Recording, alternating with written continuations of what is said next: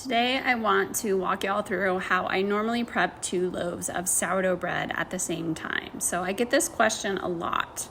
How do I make 2 loaves at once? Essentially, all you have to do is double your recipe. And if you want 3 loaves at once, you triple the recipe. If you want a half of a loaf or a mini loaf, I usually either cut my recipe in half, or I even sometimes make a full loaf and then cut it when it is done with its bulk fermentation. So back to the 2 loaves, all I did here was I combined my 200 grams of sourdough starter with my 700 grams of room temperature filtered water, and then I started with my dough whisk. And my regular recipe calls for 500 grams of flour for a single loaf, so I just added double that, which is 1,000 grams of bread flour. And then I went ahead and doubled my salt, which is normally 10 grams of salt per loaf. So here I went ahead and I did 20 grams of salt. Once I had added all of my ingredients, I just got my dough whisk again and I stirred everything up until all of the flour was distributed. And then I covered it and let it start its bulk fermentation. After it rested for about 30 minutes, I did my first set of stretch and folds, and then I covered and let it rest for another 30 minutes, and I performed my second set of stretch and folds. So I typically will do the stretch and folds every 30 minutes within the first hour and a half after I mix my dough. I know a lot of bakers who do it a little bit differently. Some bakers like to do more than 3 sets, and some like to do sometimes even less than 3 sets. I have found that 3 sets of stretch and folds really works for me and my schedule as well as my dough. So that is typically what I like to do. I also really notice after my 3rd set of stretch and folds that I also really like to assess my dough and notice if it feels strong enough and if it looks strong enough, if the texture has changed as well as the strength. And typically after 3, my dough starts to feel fine, so I generally will just leave it alone at that point.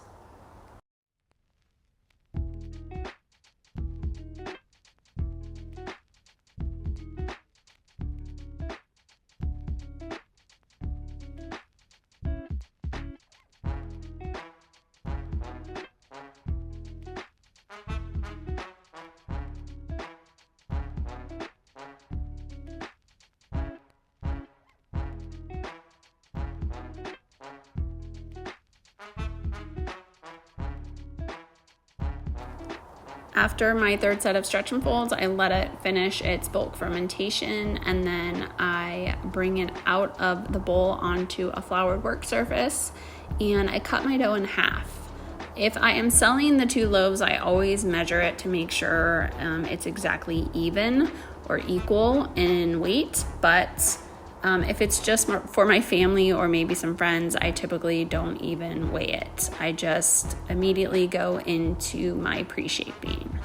This is how I like to pre-shape all of my loaves. It works best for me, and it's super simple and also really fun.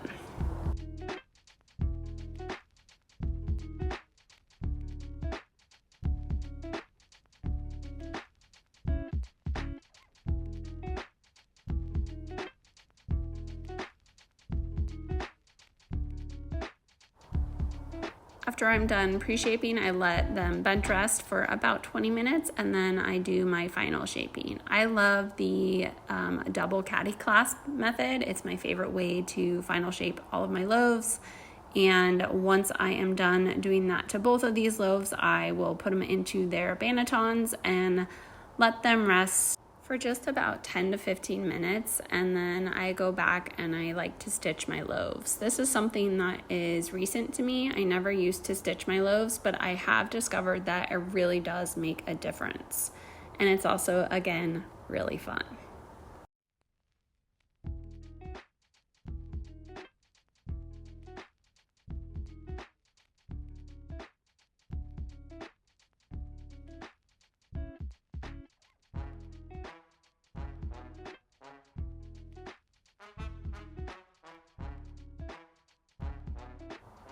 Once I have stitched both of the loaves, I cover them up and they go into the refrigerator to do a cold proof overnight, or at least for about 5 to 7 hours, depending on where I'm at in my day.